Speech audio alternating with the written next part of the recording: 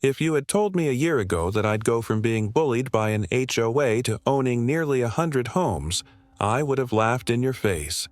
But here I am, sitting in my office, looking out over a neighborhood that was once the source of my biggest headache, and now it's my biggest asset. This is the story of how I went from being the victim of a power-hungry HOA Karen to becoming the landlord of the very homes she tried to steal from me. And trust me, you're going to want to hear every twist and turn, because if you've ever felt powerless against a homeowners association, this story is for you. Let's rewind to the beginning. I've always been a pretty low-key guy. I inherited a large piece of land from my grandfather, a sprawling 20-acre plot on the edge of a rapidly growing suburb. For years, it was just a quiet place where I'd go to escape the city, maybe camp out on weekends, and let my dog run wild. I never had any big plans for it. It was just mine, my little slice of peace. But as the city grew, so did the interest in my land. Developers started sniffing around, sending letters, making offers. I always said no. I didn't need the money, and I wasn't interested in seeing my grandfather's land turned into another cookie-cutter subdivision. I thought that was the end of it. I was wrong. One day, I got a letter in the mail from a company I'd never heard of. It was a notice of a public hearing about a new development on my land. I was confused. I hadn't sold anything. I hadn't even talked to anyone about selling. I called the number on the letter, and after being bounced around, I finally got someone on the line. They told me, "Oh, it's just a formality. The HOA is expanding and your land is part of the new plan." I was floored. The HOA? I didn't even live in the neighborhood. How could they possibly have any say over my property? That's when I met Karen. Not her real name, but if you've ever dealt with an HOA, you know the type. She was the president of the homeowners association next door, and she had big plans.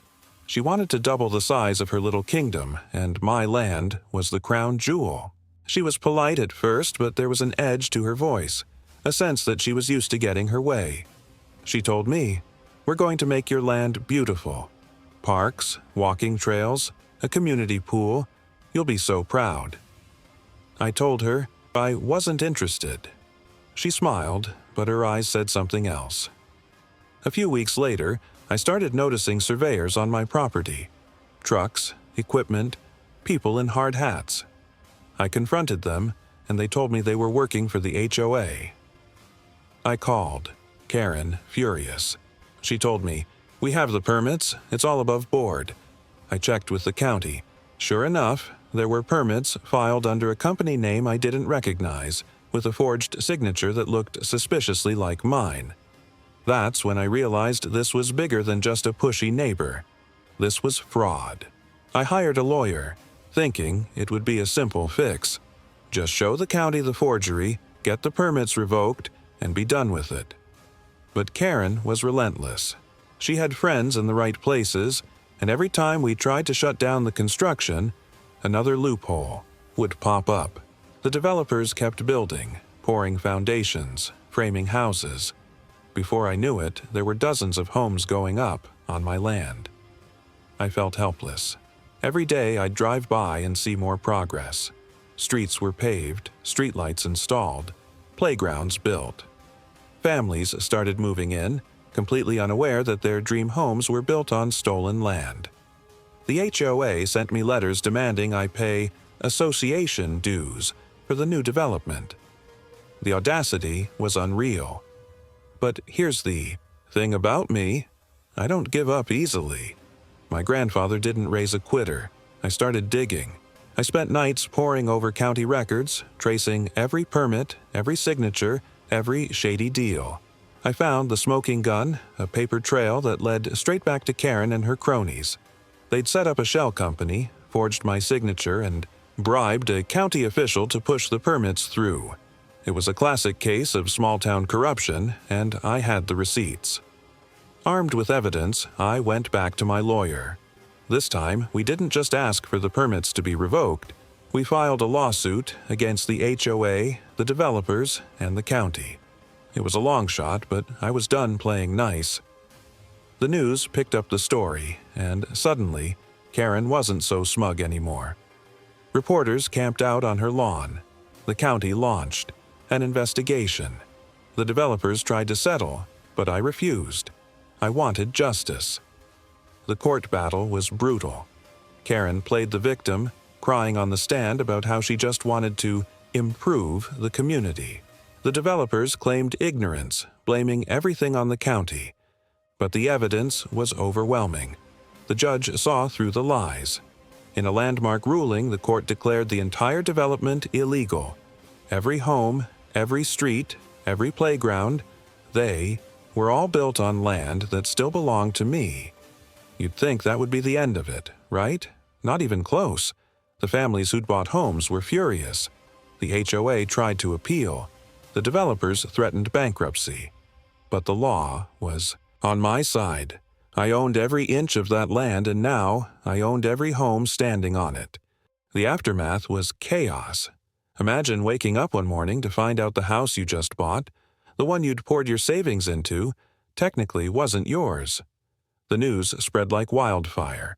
Local TV stations ran stories with headlines like "Homeowners in Limbo After Land Dispute" and "HOA President Accused of Fraud." People were angry, confused, and scared. Some blamed me, thinking I was some greedy land baron trying to kick families out of their homes. Others blamed Karen and the HOA, demanding answers and accountability. The developers, of course, tried to wash their hands of the whole mess, claiming they were just following orders. I'll be honest, there were moments when I felt like the villain. I never wanted to hurt innocent families. I just wanted my land back, the land my grandfather had worked so hard to keep in the family.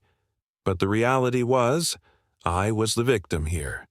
Karen and her cronies had orchestrated this entire disaster, and now everyone was paying the price. The legal process dragged on for months. The HOA's lawyers tried every trick in the book to delay the inevitable. They filed appeals, requested injunctions, and even tried to get the case thrown out on technicalities. But the evidence was ironclad.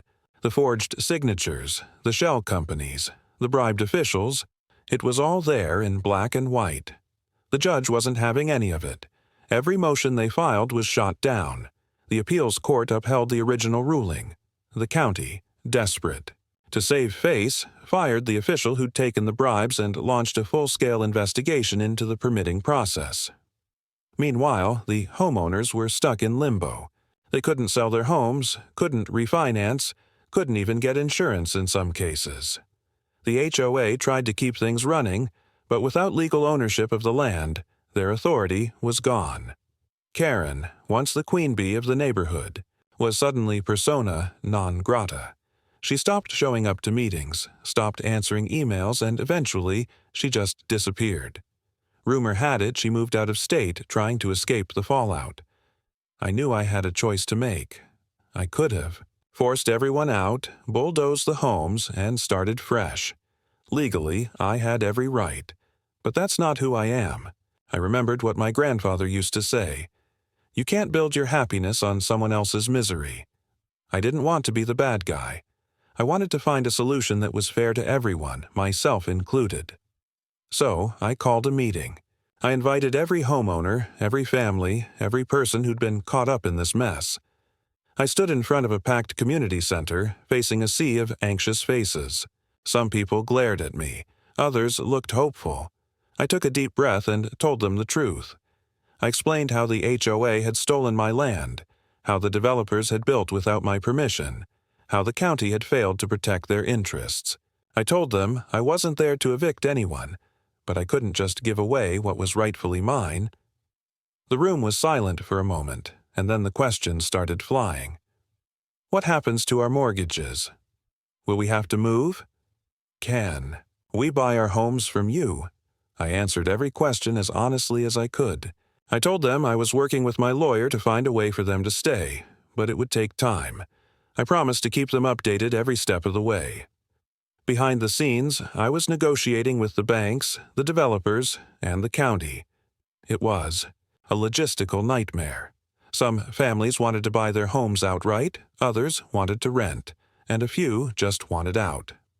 I worked out deals with the banks to transfer the mortgages to me, then offered the homeowners the chance to buy their homes back at fair market value, no markup, no hidden fees. For those who couldn't afford to buy, I offered long-term leases at below-market rates. I even set up a fund to help families who were struggling financially, using some of the settlement money from the lawsuit. It wasn't easy. There were arguments, tears, and more than a few sleepless nights. But slowly, things started to settle down. The homeowners realized I wasn't the enemy. I was just a guy trying to do the right thing. Some people moved out, but most stayed. The neighborhood began to heal. As for the HOA, it was dissolved. The county stepped in to manage the community until a new association could be formed, one with real oversight and transparency. The developers were hit with massive fines and lawsuits of their own. The county official who'd taken the bribes was prosecuted and sentenced to jail time. And Karen? She was never heard from again. With the dust finally settling, I found myself in a position I never expected. I was now the owner of nearly 100 homes, plus the land they stood on. I was, for all intents and purposes, the landlord of an entire neighborhood. It was a strange feeling. On one hand, I was proud of what I'd accomplished. I'd stood up to corruption, fought for my rights, and come out on top. On the other hand, I felt the weight of responsibility.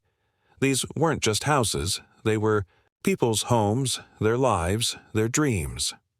I decided to embrace my new role. I hired a property management company to help with the day-to-day operations, but I made it clear that I wanted to be involved. I set up regular meetings with the residents, listened to their concerns, and worked to make the neighborhood a better place. We planted trees, built a new playground, and even started a community garden. Slowly but surely, the neighborhood began to thrive. Looking back, it's hard to believe how far I've come. I went from being the victim of a ruthless HOA to the landlord of a community that I helped save. It wasn't easy, and there were plenty of times when I wanted to give up. But I'm glad I didn't. I learned that sometimes you have to fight for what's right, even when the odds are stacked against you. As the months rolled on, the neighborhood began to transform in ways I never could have predicted. The tension that once hung over every block started to fade, replaced by a sense of cautious optimism. People who had once eyed me with suspicion now waved when I drove by. Kids played in the streets again, and neighbors gathered for barbecues and block parties. It was as if the community had been given a second chance, and everyone was determined to make the most of it. One of the first things I did as the new landlord was to hold a town hall meeting.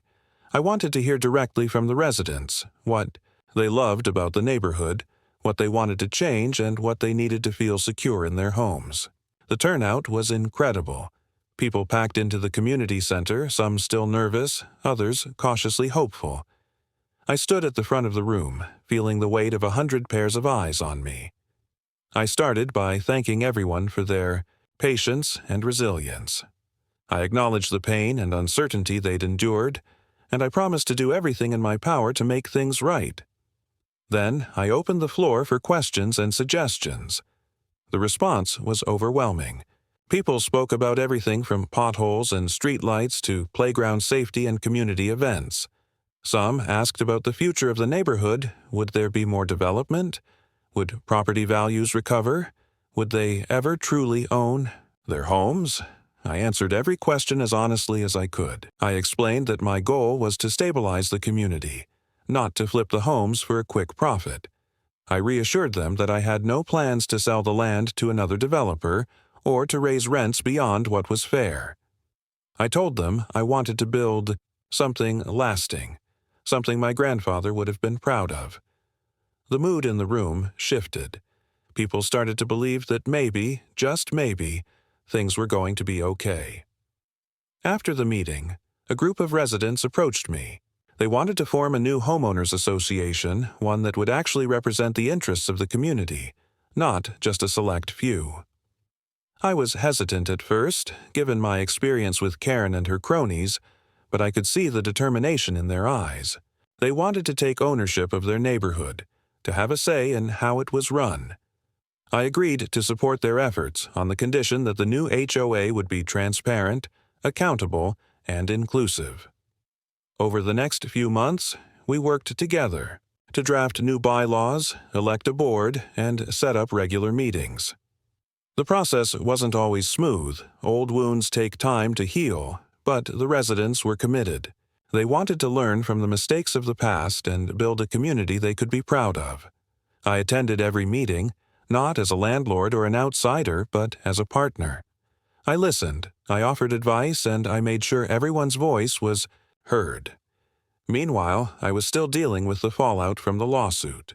The developers were trying to cut their losses, offering settlements to anyone who threatened to sue. The county was scrambling to fix the permitting process and restore public trust. And the media, always hungry for a good story, kept calling. For interviews, I turned most of them down. I wasn't interested in fame or attention. I just wanted to move forward. But there was one interview I agreed to do, a local radio show that focused on community issues. The host, a sharp and empathetic woman named Lisa, asked me what I'd learned from the whole ordeal. I thought about it for a moment, then said, "I learned that you can't let fear or anger control you. When people try to take what's yours, you have to stand up for yourself. But you also have to remember that there are real people on the other side. It's not just about winning, it's about doing what's right." The interview struck a chord. I started getting letters and emails from people all over the country, folks who'd been bullied by HOAs, cheated by developers, or ignored by local officials. They shared their stories, their frustrations, and their hopes. Some asked for advice, others just wanted to vent.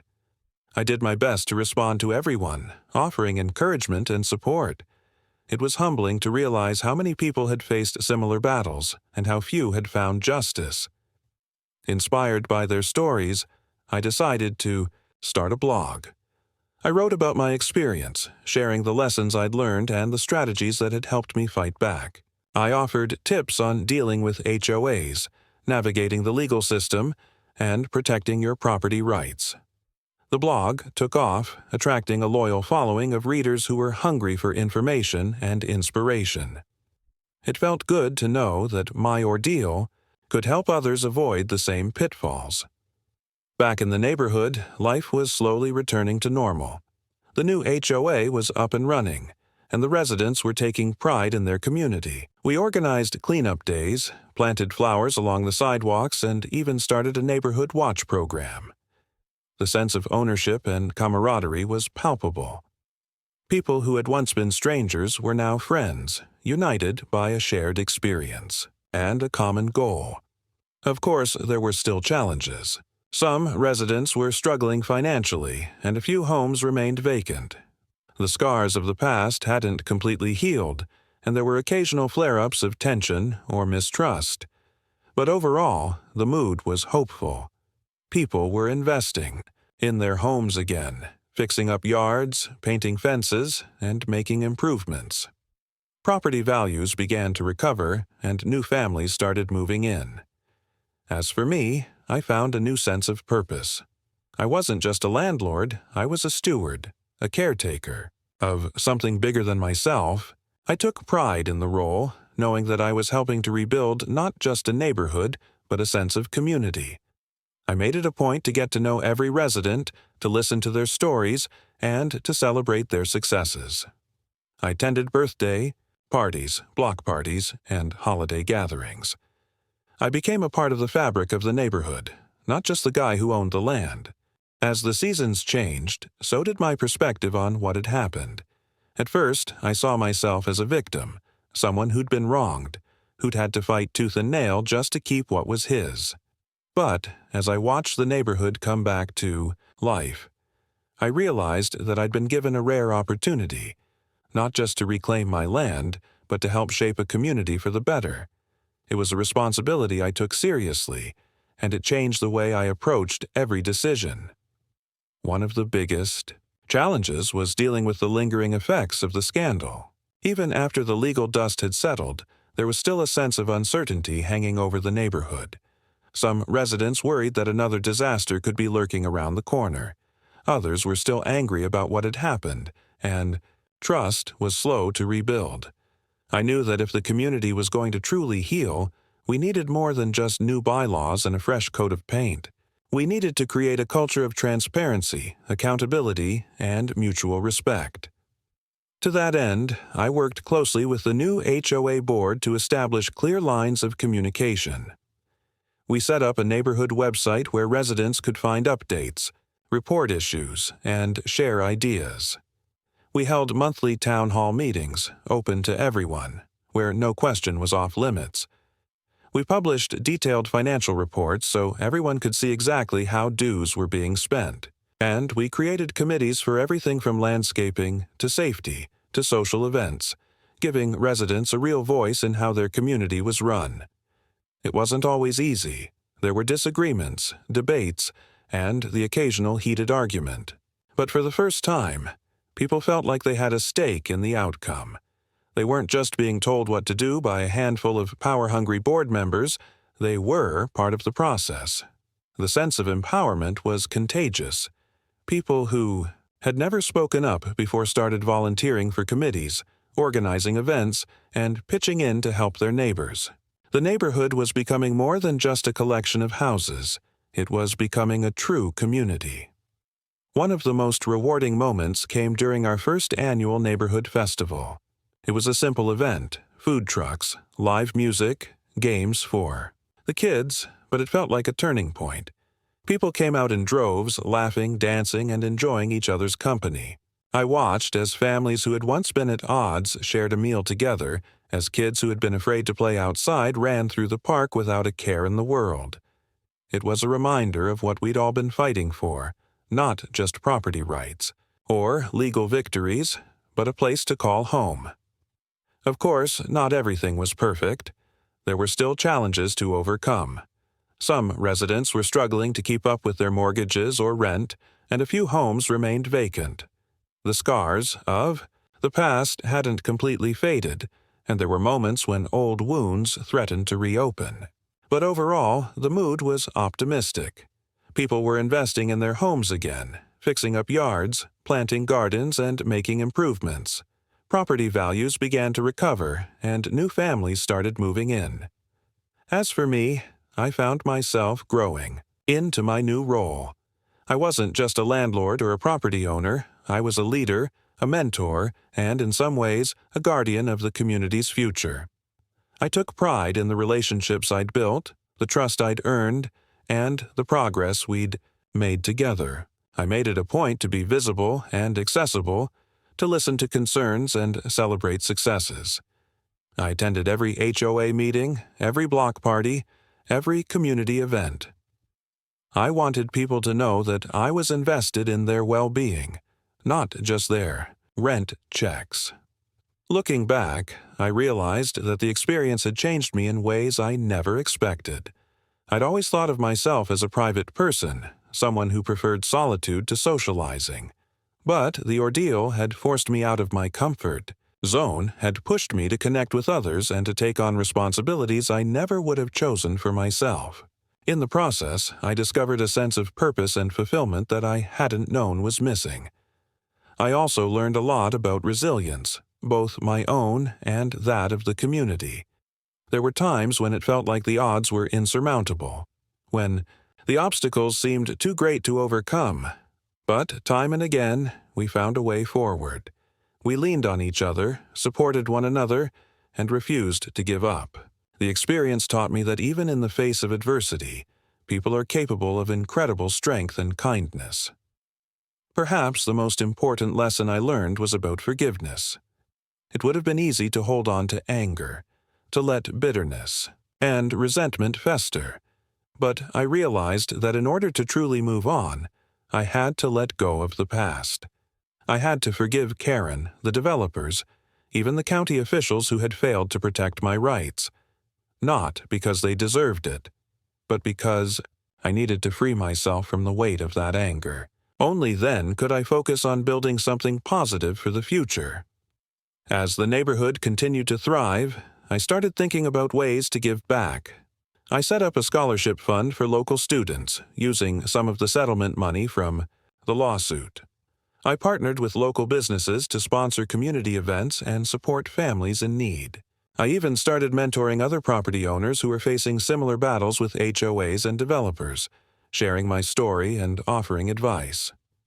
Through it all, I never lost sight of what mattered most: the people, the families who had weathered the storm, the neighbors who had become friends, the children who would grow up in a community built on trust and respect.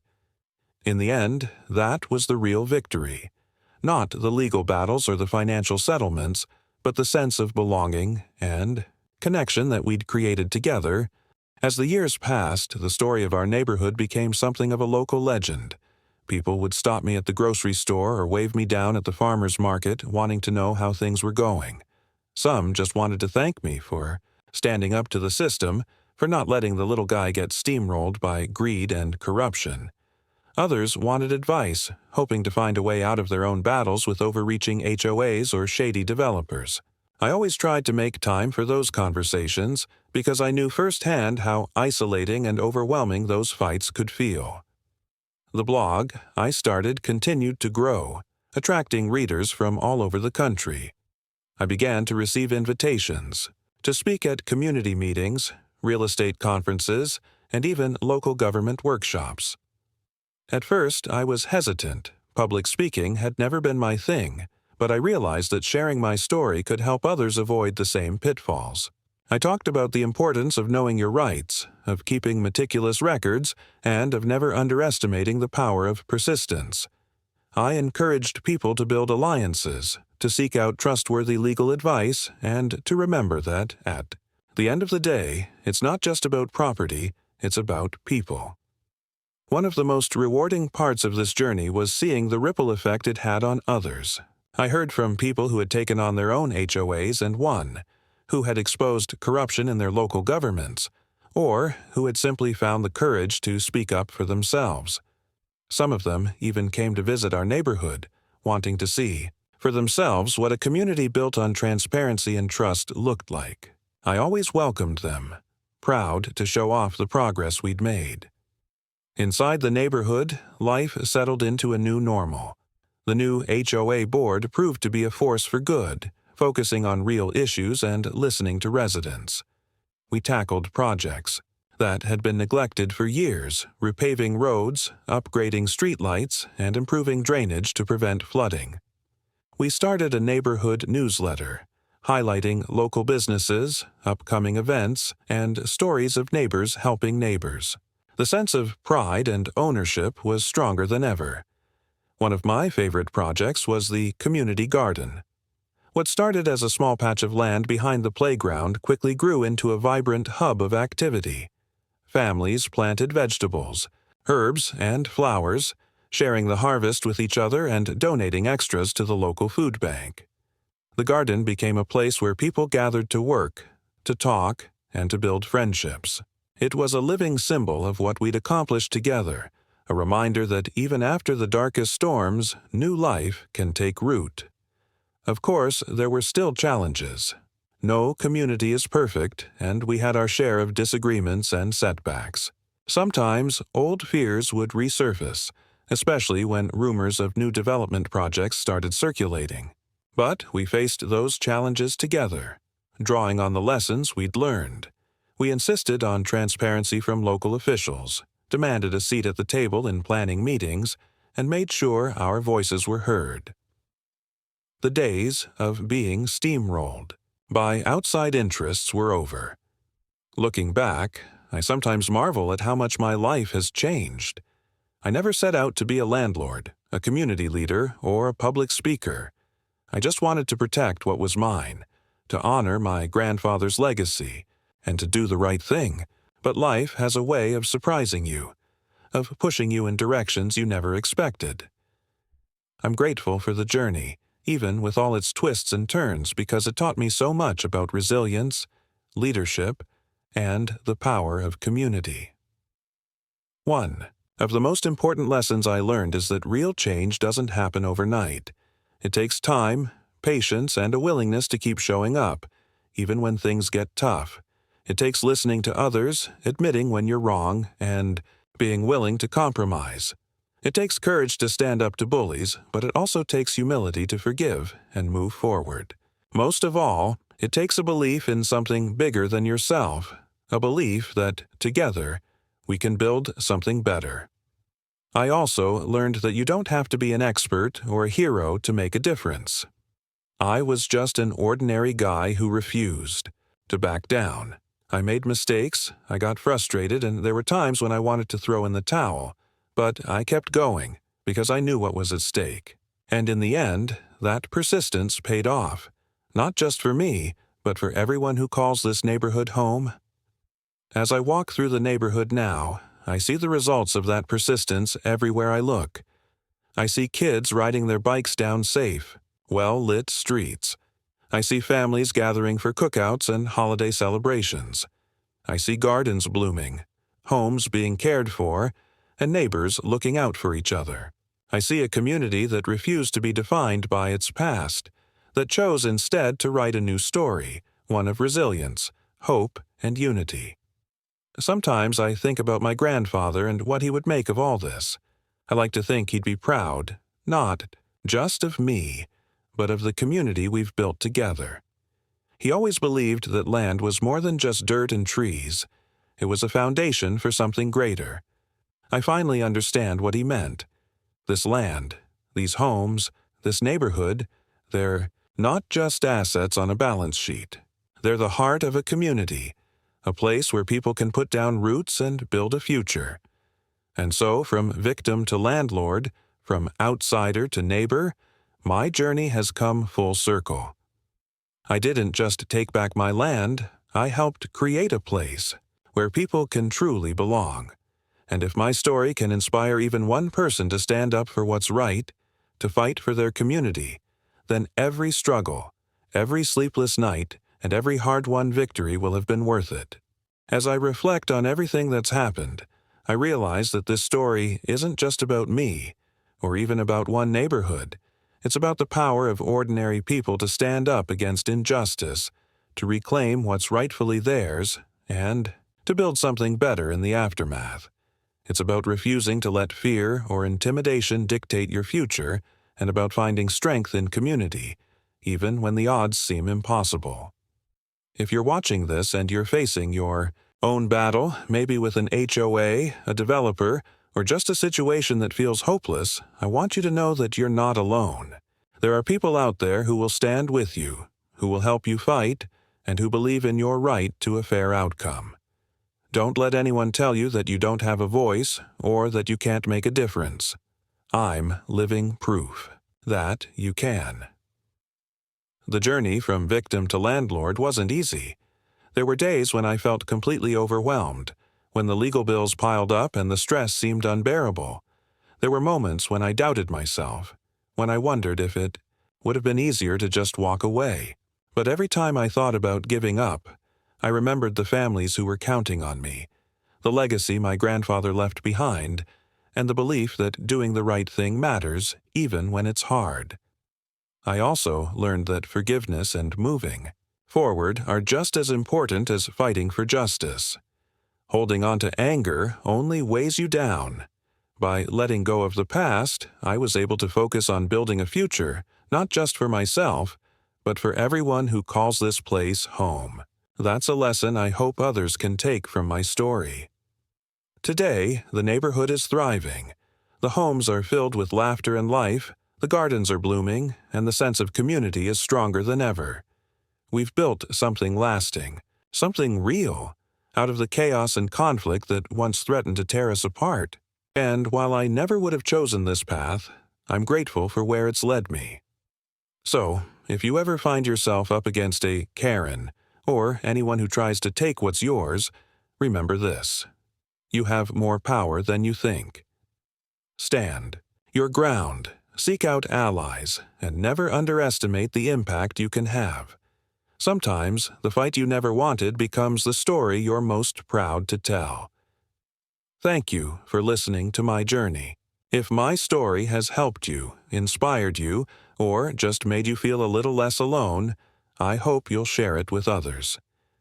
Together, we can make sure that no one has to face these battles alone, and that every community has a chance to thrive.